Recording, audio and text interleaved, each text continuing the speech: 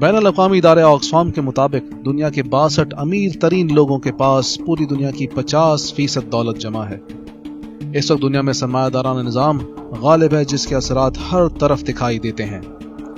چاہے بنگلہ دیش کا ایک فیکٹری ورکر ہو جو ہر مہینے صرف $60 کماتا ہے، یا چاہے ایک ٹیکسی ڈرائیور ہو یا مزدور، یہی سرمایہ دارانہ نظام ان کا بری طرح معاشی استحصال کرتا ہے، جس وجہ سے اس کو بدترین نظاموں میں سے بہترین نظام کہا جاتا ہے۔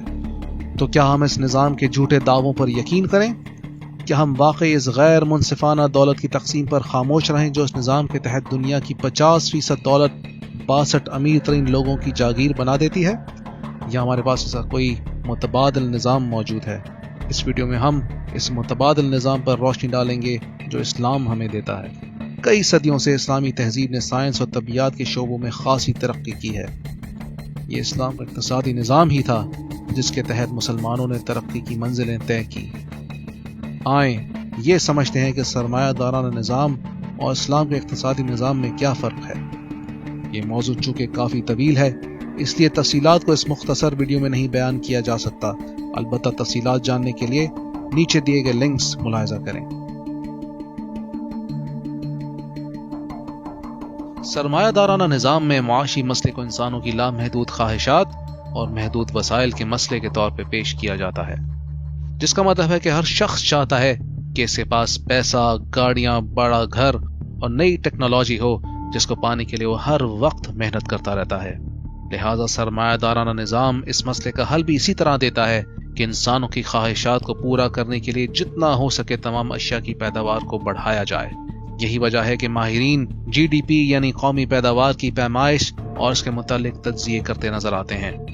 اس کے برعکس اسلام معاشی مسئلے کو بالکل الگ انداز میں دکھاتا ہے۔ اسلام انسانوں کی ضروریات اور خواہشات کے درمیان فرق کرتا ہے۔ لہٰذا اگر کوئی شخص خود اس قابل نہیں کہ ان ضروریات کو پورا کر سکے تو اس وقت اس کی بنیادی ضروریات کی ذمہ داری اسلامی ریاست پر ہوتی ہے۔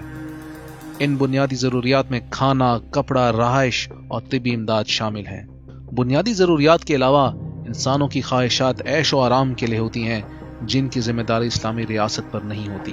لہٰذا اسلام کے مطابق ایک معاشرے کا بنیادی معاشی مسئلہ دولت کی غیر منصفانہ تقسیم ہے، نہ کہ اشیاء کی کم پیداوار۔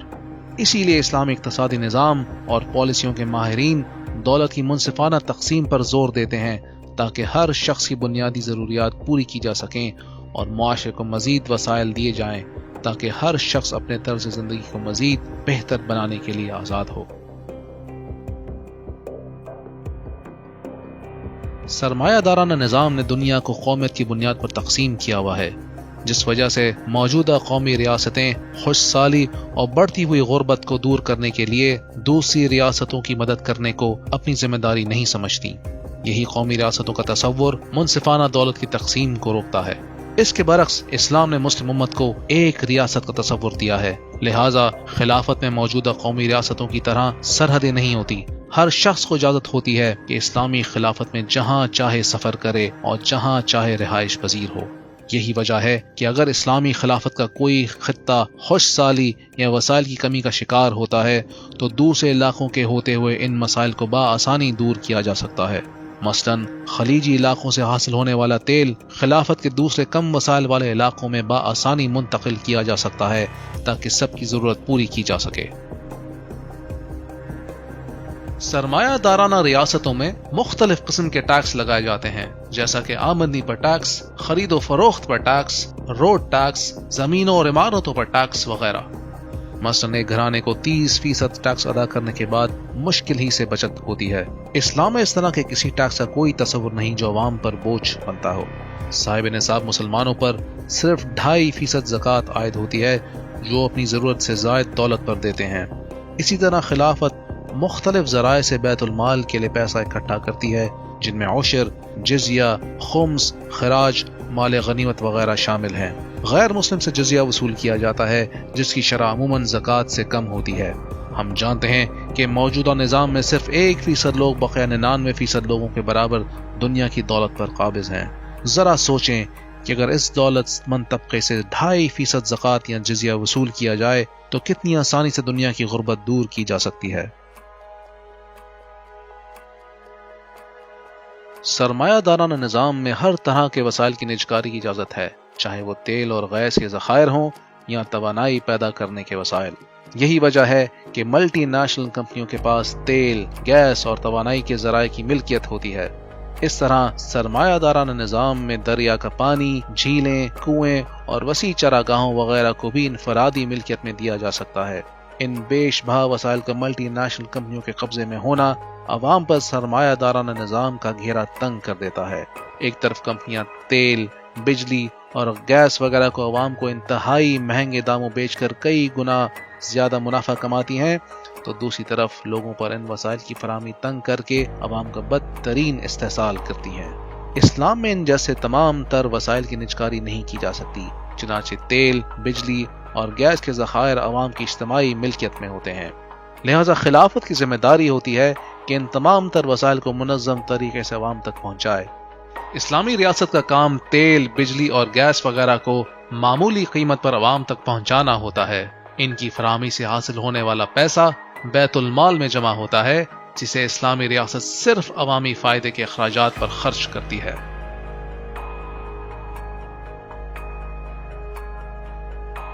سرمایہ دارانہ نظام میں لوگ بینکوں میں پیسے جمع کر کے سود کماتے ہیں، جس کی وجہ سے پیسہ معاشی سرگرمیوں میں کم خرچ ہوتا ہے، لہٰذا وقت کے ساتھ نوکریوں اور کاروبار کے مواقع کم سے کم ہوتے جاتے ہیں، کیونکہ سرمایہ صرف چند شعبوں میں محدود رہتا ہے۔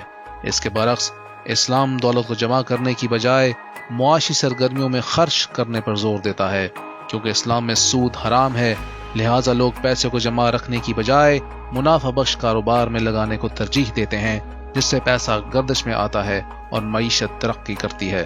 یہی وجہ ہے کہ اسلام کے نفاذ سے کاروبار اور نوکریوں کے مواقع پیدا ہوتے رہتے ہیں۔ اسلام زمینداروں کو اپنی قابل کاشت زمینیں استعمال کرنے پر زور دیتا ہے، کیونکہ اسلام میں ایسی زمینوں کو کرائے پر دینے کی اجازت نہیں۔ اگر وہ باڑ لگائی گئی زمینیں کاشت کے لیے استعمال نہیں کرتے یا کسی دوسرے کو نہیں دیتے تو اسلامی ریاست کچھ عرصے بعد اس زمین کو صحیح ہاتھوں میں منتقل کر دیتی ہے تاکہ زرعی یا صنعتی پیداوار میں کمی نہ آئے۔ البتہ اشیاء جیسے گاڑی، بنگلہ وغیرہ کی خریداری کے لیے خلافت میں بھی حلال طریقے سے پیسہ جمع کیا جا سکتا ہے، کیونکہ وہ پیسہ بالآخر معیشت میں ہی استعمال ہوتا ہے، نہ کہ کچھ مخصوص سودی اداروں میں۔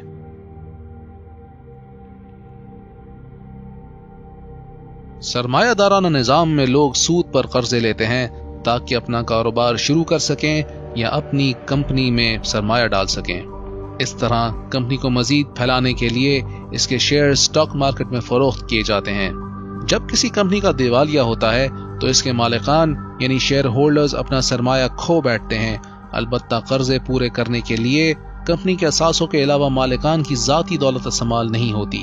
یہ اس لیے کہ لمیٹڈ لائبلٹی یعنی محدود مقروضیت کا ہونا ایک طرف مالکان کی ذاتی دولت بچاتا ہے تو دوسری طرف ان قرض دہندوں کا نقصان کرتا ہے، کیونکہ وہ لمیٹڈ لائبلٹی کے ہوتے ہوئے مالکان کی ذاتی دولت سے قرض وصول نہیں کر سکتے۔ چاہے ان مالکان کے پاس بینکوں میں ذاتی دولت کئی بلین ڈالر ہی کیوں نہ ہو، کوئی ذاتی پیسہ ان کی کمپنی کے قرض ادا کرنے کے لیے استعمال نہیں ہوتا، جبکہ اسلام میں مقروض کو پائی پائی کا حساب دینا ہوتا ہے اور مرنے کے بعد بھی اس کے لواحقین پر قرض ادا کرنے کی ذمہ داری عائد ہوتی ہے۔ اگر اسلامی ریاست کو یہ معلوم ہو کہ مرنے سے پہلے اس شخص کو قرض ادا کرنے کی نیت تھی تو وہ خود اس قرض کو ادا کرتی ہے، چاہے اس کی وراثت میں اتنا مال نہ بھی ہو۔ چنانچہ اگر کچھ افراد کاروبار کے لیے کمپنی کھولتے ہیں تو کمپنی کے دیوالیہ ہونے پر ذاتی دولت سے بھی قرض ادا کرنا ہوتا ہے، کیونکہ اسلام میں لمیٹڈ لائبلٹی کا تصور نہیں۔ مزید یہ کہ کاروبار کرنے کے لیے اسلام نے پارٹنرز یعنی شراکت داروں کو قریب سے جاننے پر زور دیا ہے، جبکہ سرمایہ دارانہ کمپنی میں شیئر ہولڈرز یعنی حصہ داروں کو جاننا ضروری نہیں ہوتا۔ اسی طرح اسلام میں سارے پارٹنرز کاروبار کی فیصلہ سازی میں برابر کا حق رکھتے ہیں، جو کہ سرمایہ دارانہ کمپنی سٹرکچر میں نہیں ہوتا۔ پھر اسلام کے اقتصادی نظام کے تحت کوئی ایسی کمپنی بنائی ہی نہیں جا سکتی جو حرام مال فروخت کرے یا اسلام کے کسی قانون یا اصول کے خلاف ہو، جیسا کہ شراب، زناکاری اور سودی کاروبار وغیرہ۔ چونکہ سرمایہ دارانہ نظام میں کمپنیز عوامی شیئرز اور سودی قرضوں سے سرمایہ حاصل کر کے زیادہ وسیع ہو جاتی ہیں، لہٰذا ایک عام فرد کا چھوٹے پیمانے پر کاروبار شروع کرنا اور پھر بڑی ملٹی نیشنل کمپنیوں کے مقابلے کھڑے ہونا ناممکن ہوتا ہے۔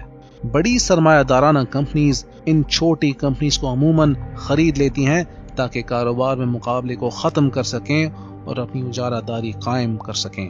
مثلاً جب ہم کولڈ ڈرنک وغیرہ خریدتے ہیں تو شاید ہی کوئی چھوٹا برانڈ سپر مارکیٹ میں فروخت ہوتا دکھائی دیتا ہے۔ عموماً پیپسی کولا اور ریڈ بل ہی بین الاقوامی سطح پر غالب نظر آتی ہیں۔ مزید ان جیسے مشہور برانڈز اضافی شکر، مصنوعات اور کئی نقصان دہ اشیاء کے استعمال کرتے ہیں جو مقبولیت کی بنا پر اور مد مقابل کوئی متبادل نہ ہونے کی وجہ سے ڈھیروں ڈھیر فروخت ہوتی ہیں۔ یہی وجہ ہے کہ موجودہ دور میں ملٹی نیشنل کمپنیز کے پاس کچھ ملکوں تک سے زیادہ دولت ہے۔ ان سرمایہ دارانہ کمپنیز کے پاس بھرپور طاقت اور پیسہ ہوتا ہے جس کے ذریعے لابی کے استعمال سے وہ قوانین پر اثر انداز ہوتی ہیں۔ اس طرح جاگیردار جمہوریت کے ذریعے اپنے مفادات کے لیے قوانین بنواتے ہیں۔ اس کے مد مقابل اسلام کے اقتصادی نظام میں کمپنیز کی جاگیرداری قائم ہونا ناممکن ہوتا ہے کیونکہ وہ اسٹاک مارکیٹ اور سودی قرضوں کے ذریعے پیسہ نہیں سمیٹ سکتی۔ اس کی کئی وجوہات ہیں۔ اسلام میں سود حرام ہونے کی وجہ سے بڑے قرضوں کے ذریعے جاگیرداری نہیں بڑھائی جا سکتی۔ کاروبار کے لیے کمپنی بنانے سے پہلے فردی حیثیت سے پارٹنرز یعنی شراکت داروں کا آپس میں تعلق اور جان پہچان ہونا ضروری ہے۔ پیسے کو بینک میں رکھ کر سود نہیں کمایا جا سکتا، لہٰذا کاروبار یا دوسری معاشی سرگرمیوں کے ہوتے ہوئے دولت گردش میں رہتی ہے۔ اسلام میں چھوٹی اور درمیانی درجے کی کمپنیز ہوتی ہیں جو مارکیٹ میں مقابلہ ہونے کی وجہ سے اعلیٰ مصنوعات سستے داموں فراہم کرتی ہیں۔ سرمایہ دارانہ نظام میں اگر کوئی شخص ایک ٹیکنالوجی یا جدید عمل دریافت کرتا ہے یا کسی مصنوعی شے کو سدھارتا ہے تو وہ اس ٹیکنالوجی کا پیٹنٹ خرید لیتا ہے جو کہ ایک عرصے تک محدود رہتا ہے، یعنی کوئی دوسرا اسی طرز کی اشیاء یا وہی ٹیکنالوجی نہیں بیچ سکتا۔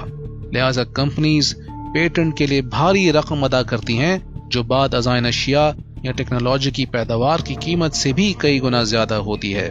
مثلاً ادویات بنانے والی کمپنیز جب کسی نئی دوا کے فارمولے کو پیٹنٹ کرواتی ہیں جو بیماری میں مؤثر ہو تو اس پر بڑی لاگت آتی ہے جس وجہ سے ادویات قدرے مہنگی ہو جاتی ہیں۔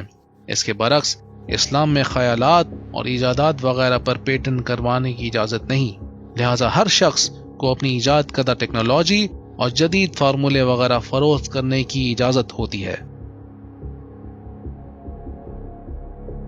1971 سے پہلے معیشت میں ڈالر سونے کی قدر پر مبنی ہوا کرتا تھا اور تمام کرنسیاں ڈالر سے جڑی ہوتی تھیں۔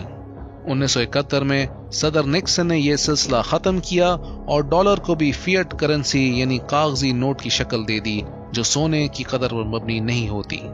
فیڈرل ریزرو کو اختیار دیا گیا کہ ڈالر کی فراہمی بڑھانے کے لیے جتنے چاہے نوٹ چھاپے، لہٰذا یہ عمل آہستہ آہستہ سبھی ریاستوں نے اختیار کر لیا۔ نتیجتاً کرنسی کی کثیر فراہمی اور اس کی بنیاد سونا چاندی پر نہ ہونے کی وجہ سے افراط زر یعنی انفلیشن کی شرح بڑھتی ہے اور روپے پیسے کی قدر گھٹتی ہے۔ اسی طرح وقت کے ساتھ ساتھ افراد کی قوت خرید کم ہوتے رہنے کی وجہ سے کھانے پینے، گھر اور کپڑے وغیرہ جیسی بنیادی چیزوں کی قیمتیں بڑھتی جاتی ہیں۔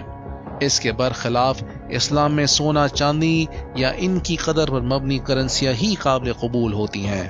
مزید خلافت کے پاس اپنی مرضی سے کرنسی چھاپنے کا اختیار نہیں ہوتا، لہٰذا وہ یا تو سونا چاندی کے سکے شائع کرتی ہے یا ایسے کاغذی نوٹ جو پوری طرح سونا اور چاندی کی بنیاد پر ہوں۔ چنانچہ اسلام کے اقتصادی نظام میں روپے کی قدر گرنے کی وجہ سے پیدا ہونے والے انفلیشن کو بآسانی روکا جاتا ہے، جس سے اشیاء کی قیمتیں حد درجے مستحکم رہتی ہیں۔ اس ویڈیو کو دیکھنے کا شکریہ۔ اسلام کے سیاسی، معاشی، معاشرتی اور دوسرے نظاموں کو گہرائی میں جاننے کے لیے ہماری ویب سائٹ وزٹ کریں۔ جزاک اللہ خیرن۔